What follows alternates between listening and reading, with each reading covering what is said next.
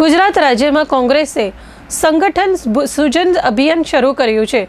આ અભિયાન અંતર્ગત જિલ્લા, તાલુકા અને શહેર સ્તરે નવા પ્રમુખોની પસંદગી પ્રક્રિયા ચાલી રહી છે।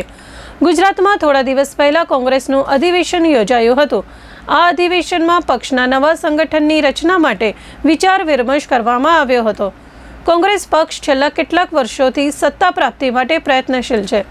ગુજરાતમાં છેલ્લા 30 વર્ષથી ભાજપનું શાસન છે। આગામી ચૂંટણીઓને ધ્યાનમાં રાખીને કોંગ્રેસ નવા સંગઠનની રચના કરી રહી છે।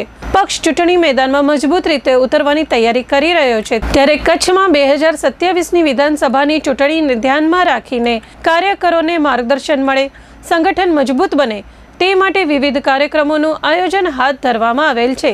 ભુજ ખાતે કચ્છ જિલ્લા કોંગ્રેસ દ્વારા આ કાર્યક્રમોની માહિતી આપવા માટે એક પત્રકાર પરિષદનું આયોજન હાથ ધરવામાં આવ્યું હતું, જેમાં કચ્છ જિલ્લા કોંગ્રેસના મહામંત્રી રામદેવસિંહ જાડેજા, ભુજ શહેર કોંગ્રેસ પ્રમુખ કિશોરદાન ગઢવી, ભુજ નગરપાલિકાના વિરોધ પક્ષના નેતા કાસમ સમાએ ઉપસ્થિત રહીને સંબોધન કર્યું હતું।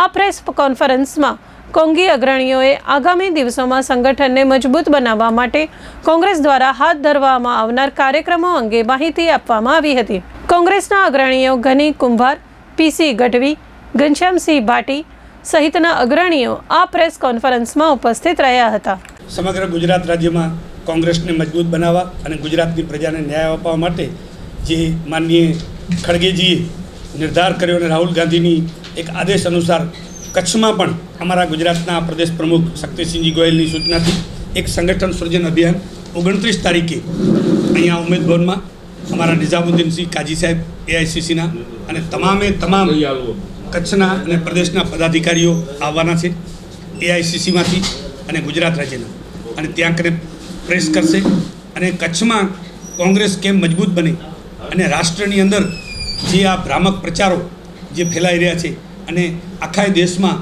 જેમ ભાજપ ઈસ્ટ ઇન્ડિયા કંપની જેવું વર્તન કરી છે તેની સામે લડત કરવા માટે આ એક અભિયાન શરૂ કરવામાં આવ્યો છે। દેવાયત બોદરની પ્રતિમાથી માધા પર એક અમારી યાત્રા નીકળશે અને માધા પરથી સાંજે લખપત તાલુકામાં દયાપર મધ્યે ત્યાં કાર્યક્રમ રાખવામાં આવ્યો છે, નખત્રાણા અને લખપત તાલુકાનો। બીજા દિવસે જ માંડવી અને મુન્દ્રાનો કાર્યક્રમ રાખવામાં આવ્યો છે અને ત્રીજા દિવસે રાપર અને અંજાર, એમ તમામ વિધાનસભાને આવરી લઈ અને સમગ્ર કચ્છ કોંગ્રેસની ટીમ એમની સાથે રહેશે અને કોંગ્રેસના એક કાર્યકરને પૂછી અને ભવિષ્યમાં કોંગ્રેસનું માળખું કેમ મજબૂત બને એવા પ્રયત્નો કોંગ્રેસે શરૂ કરવા માટે એક સંગઠન સૃજન અભિયાન એ શરૂ કરવા જઈ રહી છે।